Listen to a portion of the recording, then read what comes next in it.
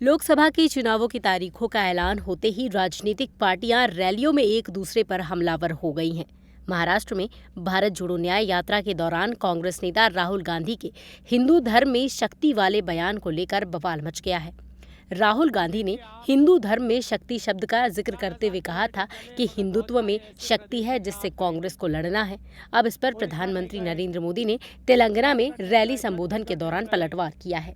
कहा है कि इंडिया अलायंस वालों ने अपना घोषणा पत्र जारी कर दिया है और बता दिया है कि उनकी लड़ाई शक्ति के खिलाफ है, लेकिन मेरे लिए सारी माताएं बहनें शक्ति का रूप है जिनकी मैं पूजा करता हूँ।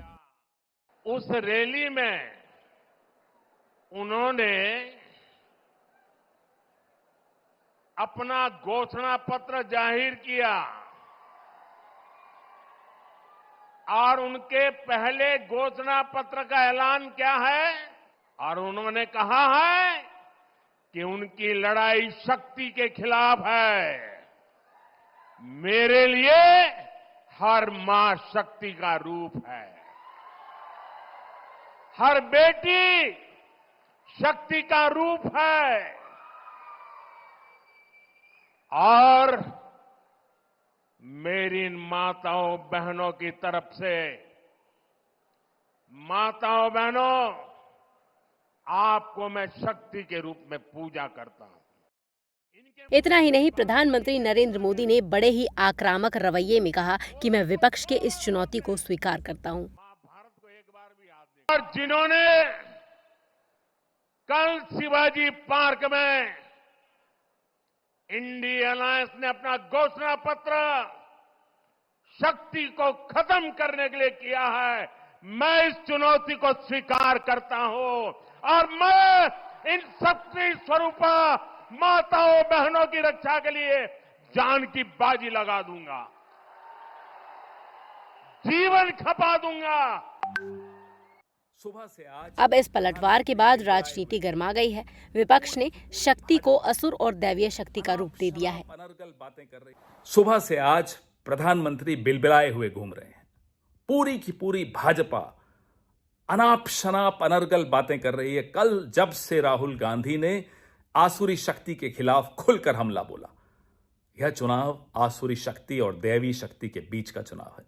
पिछले 10 साल में वो कठुआ हो, वो उन्नाव हो, वो कानपुर हो, वो हाथरस हो, हमने देखा किस तरह से इस सरकार ने और इस सरकार के पीछे बैठी आसुरी शक्ति ने महिलाओं की प्रताड़ना की। तब प्रधानमंत्री की शक्ति उपासना कहां गई थी जब महिला पहलवान उनके घर के बाहर अपने मेडल छोड़ रही थी, विरोध कर रही थी। घर के भीतर बृजभूषण शरण सिंह को बैठाने वाले आज शक्ति की उपासना की बात करते हैं। मणिपुर में जब महिलाओं को नंगा दौड़ाया जा रहा था, तब कहां थी आपकी शक्ति की उपासना? यह चुनाव तय करेगा कि यह देश दैवी शक्ति से चलेगा या आसुरी शक्ति से चलेगा। यह देश हमेशा अपनी ताकत, अपनी शक्ति दैवी शक्ति से प्राप्त करता आया है, दैवी आशीर्वाद से प्राप्त करता आया है। इस बार भी यही होगा। अब आपकी लफाजी के दिन लद गए प्रधानमंत्री जी, बिलबिलाइए जितना बिलबिलाना है। यह देश तो अब दैवी शक्ति से ही चलेगा। राहुल गांधी के साथ, दैवी शक्ति के साथ एक एक नौजवान खड़ा है, एक एक किसान खड़ा है, हर महिला खड़ी है। बिलबिलाइए जितना बिलबिलाना है, करिए जितनी लफाजी करनी है। दिन आपके लद गए। जय भारत। दरअसल कांग्रेस नेता राहुल गांधी ने मुंबई में भारत जोड़ो न्याय यात्रा के समापन के दौरान शक्ति के खिलाफ लड़ने का बयान दिया था। उन्होंने कहा था कि हिंदू धर्म में शक्ति शब्द होता है, हम शक्ति से लड़ रहे हैं। अब सवाल ये उठता है कि वो शक्ति क्या है।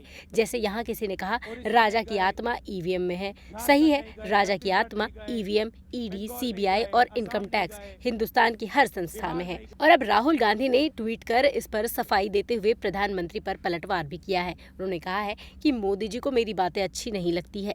किसी न किसी तरह उन्हें घुमाकर वो उसका अर्थ हमेशा बदलने की कोशिश करते हैं, क्योंकि वो जानते हैं कि मैंने एक गहरी सच्चाई बोली है।